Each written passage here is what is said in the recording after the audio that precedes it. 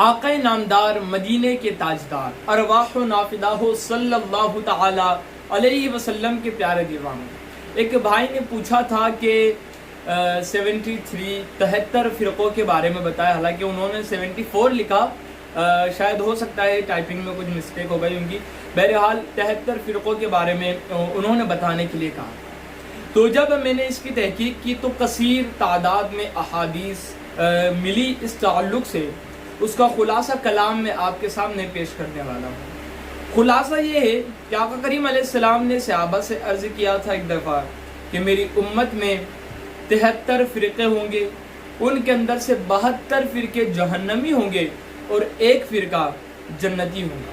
صحابہ نے عرض کیا یا رسول اللہ صلی اللہ علیہ وسلم، وہ کون سا فرقہ ہوگا جو جنتی ہوگا؟ تو اس وقت ایک حدیث کے مطابق حضور نے فرمایا کہ وہ میرے اور میرے صحابہ کے جو نقش قدم پر ہوں گے، یعنی حضور علیہ السلام کے صحابہ کرام کے جو نقش قدم پر ہوں گے وہ جنتی ہوں گے۔ اور ایک جگہ پہ حضور نے فرمایا کہ جو جماعت ہے، جو جماعت ہوں گی وہ جنتی ہوں گی۔ فرقہ اس کے لغوی معنی ایک گروہ ہے، ایک جماعت ہے، اس کے لغوی معنی دونوں میں فرق دیکھیں۔ جماعت اور فرقے میں کیا فرق ہے؟ تو فرقہ وہ جہاں پر کچھ لوگ، ایک گروہ ہو، ایک ٹیم ہو، ایک گروپ ہو، یہ ہو گیا فرقہ۔ جماعت تو جماعت کا لغوی معنی کہ جس میں کثیر تعداد میں لوگ ہو، پورا کیا پورا شہر ہو، پورا کیا پورا ملک ہو، اکثریت جہاں پر ہوں گی وہ جماعت ہے، اور جہاں پر کچھ لوگ ہوں گے وہ ہوگا فرقہ۔ اب ہمیں یہ دیکھنا ہے کہ وہ کون سی جماعت ہے، وہ کون سا گروہ ہے، وہ کون سے لوگ ہیں جو کہ کثیر تعداد میں ہیں، جو کہ سواد اعظم ہے۔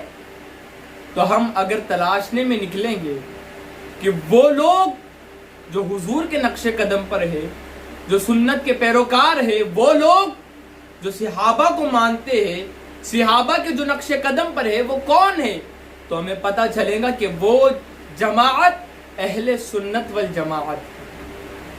تو آقا کریم صلی اللہ علیہ وسلم کے پیارے دیوان، صحابہ کے عقائد کیا تھے؟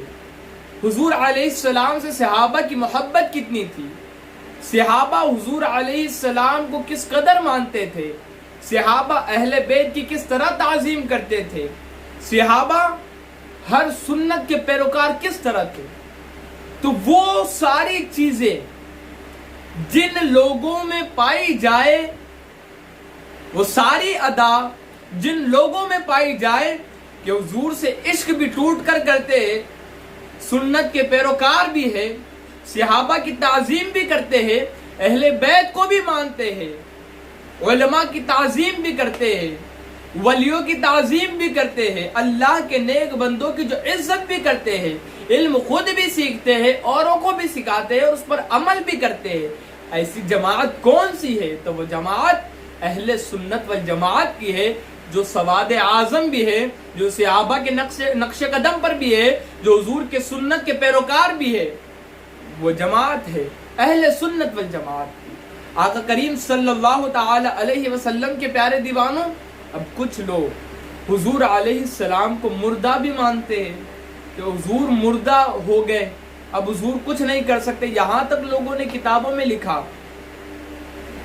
لکھنے والے کا نام عبد الوہاب نجدی ہے، یہ غالباً 1111 ہجری میں پیدا ہوا تھا، اور یہ شخص سعودی عربیہ میں رہتا تھا۔ اس نے اپنی کتاب التوحید کے اندر یہاں تک لکھا ہے کہ ایک لکڑی ہے، اس لکڑی سے ہم کچھ فائدہ اٹھا سکتے ہیں، وہ کچھ فائدہ آتی ہے کہ جانور کو ہکالنے کے ہی کام آ جائے، لیکن معاذ اللہ حضور صلی اللہ علیہ وسلم جب قبر میں چلے گئے تو وہ اتنا بھی کام نہیں آ سکتا۔ استغفر، ایسے عقائد ہیں۔ اور عبد الوہاب نجدی کے پیروکار بہت ساری تنظیمیں، بہت سارے فرقے ہیں، اسی کے اندر سے اہل حدیث بھی ہے، تبلیغی جماعت بھی ہے، وہابی بھی ہے۔ تو جس کے عقائد ایسے ہو کہ وہ حضور علیہ السلام کی شان میں اس قدر توہین کرے کہ ایک لکڑی کو حضور سے اعلیٰ سمجھے، بھلا وہ صحابہ کے نقش قدم پر ہو سکتا ہے؟ بھلا وہ جنتی ہو سکتا ہے جو میرے آقا صلی اللہ علیہ وسلم کے شان میں اس طرح گستاخی کرے، جبکہ حضور نے فرمایا کہ اللہ نے زمین کی مٹی پر حرام کر دیا کہ وہ انبیاء کے جسموں کو کھائے، اور اللہ انہیں رزق بھی دیتا ہے قبر میں؟ وہ بظاہر گئے ہیں، انہیں موت نہیں۔ ارے سوچو تو صحیح، ایک شہید ہے جس کے لیے قرآن میں اللہ نے فرمایا کہ وہ جو اللہ کی راہ میں شہید ہو جائے، اللہ کی راہ میں مارا جائے، اس کو مردہ نہ جانو، وہ زندہ ہے۔ ارے جو حضور صلی اللہ علیہ وسلم کے نام پر جان دے دے، حضور صلی اللہ علیہ وسلم کے اللہ اکبر دین کے لیے جان دے دے، قرآن اس کی تائید میں کہتا ہے کہ اس کو مردہ نہ جانو، اس کو مردہ نہ کہو جس کے لیے اس نے جان دی ہے۔ کیا وہ مردہ ہو سکتا ہے؟ نہیں ہو سکتا۔ تو جن کے عقائد ایسے ہو، کیا وہ صحابہ کے نقش قدم پر ہو سکتے ہیں؟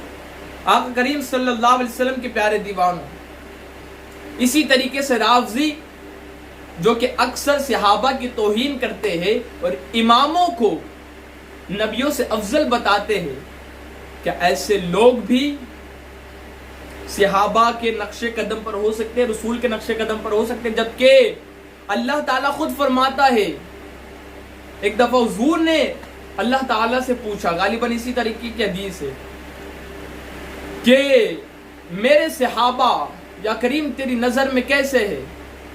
تو اللہ نے فرمایا تھا اصحابک النجوم، اے میرے محبوب تمہارے صحابہ میرے نزدیک ستاروں کی مانند ہے۔ تو جو کریم صحابہ کی تعریف اس طرح کرے، اور جو حضور فرماتے ہیں خود کہ میرے صحابہ ستاروں کے مانند ہے، حضور خود صحابہ کی شان بیان اس طرح کرتے ہو، تو جو لوگ صحابہ کی گستاخی کرے رافضی، کیا وہ اہل سنت والجماعت کے ہو سکتے ہیں؟ کیا وہ صحابہ کے نقش قدم پر ہو سکتے ہیں؟ جبکہ وہ تو صحابہ کی توہین کر رہے ہیں، اور یہاں پر فرمایا گیا، حضور نے خود فرمایا کہ وہ جنتی ہے جو میرے اور میرے صحابہ کے نقش قدم پر ہو، تو جو ان صحابہ کو ہی گالی دے وہ جنتی ہو سکتا ہے۔ اسی طریقے سے قادیانی، کہ مرزا غلام احمد قادیانی نے خود نبوت کا دعویٰ کیا، تو یہاں تو بات ہی ختم ہو گئی کہ وہ خود خاتم النبیین کا منکر ہے، اور حضرت عیسیٰ علیہ السلام اور ان کی امی جان سیدہ مریم رضی اللہ تعالی عنہا کے شان میں اس نے توہین کی ہے، خود ان کی گستاخی اس نے کی ہے، اور حضور علیہ السلام کے ختم نبوت کا اس نے انکار کیا۔ تو کیا ایسا شخص بھی جنتی ہو سکتا ہے؟ ایسے فرقے والے جنتی ہو سکتے ہیں؟ اور اس دور کے اندر بھی کچھ لوگوں کے ایسے عقائد ہیں جو کہ بڑی تیزی سے پھیل رہے ہیں، جو کہ حضور صلی اللہ علیہ وسلم کو مردہ کہتے ہیں، حضور علیہ السلام سے نہیں مانگنا ایسا کہتے ہیں، وسیلے کے منکر ہے، بنیادی عقائد کے جو خلاف ہوگا، جو بنیادی عقائد اسلام نے ہمیں دیے ہیں، قرآن نے ہمیں دیے ہیں، حضور نے ہمیں دیے ہیں، صحابہ نے ہمیں دیے ہیں، جو ان بنیادی عقائد کا منکر ہوگا وہ کسی طور پر بھی مسلمان نہیں ہو سکتا، اس لیے کہ اس کی بنیاد ہی کھوٹی ہے۔ جس کی بنیاد کھوٹی ہو، بھلا وہ اصل کیسے ہو سکتا ہے؟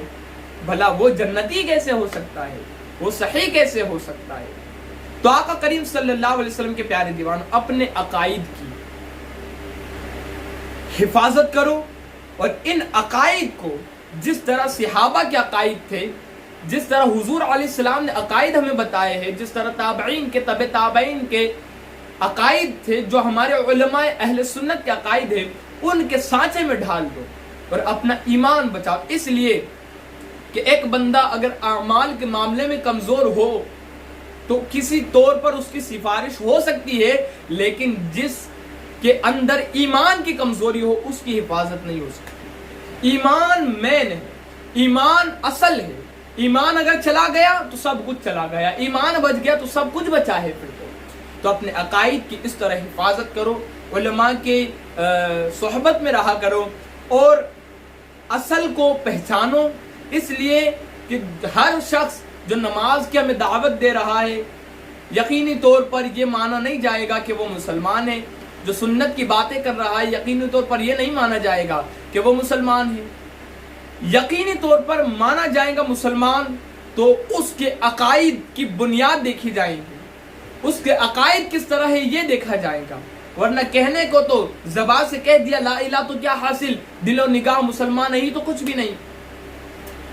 اعمال بھی ہونا چاہیے، ایمان بھی ہونا چاہیے۔ ایمان جڑ ہے، اعمال شاخیں ہے۔ اگر جڑ کٹ گئی تو شاخوں سے کوئی فائدہ نہیں اٹھا سکتا۔ جڑ محفوظ ہے تو شاخوں کے اندر پھل بھی نکلیں گے، پھول بھی کھلیں گے، خوشبو بھی آئیں گی، اور ان پھلوں سے لوگ فائدہ بھی اٹھائیں گے۔ لیکن جڑ مین جڑ ہے، تو اپنے عقیدے کی، اپنے ایمان کی اس طرح حفاظت کرو۔ واللہ اعلم عز وجل ورسولہ اعلم صلی اللہ تعالی علیہ وسلم۔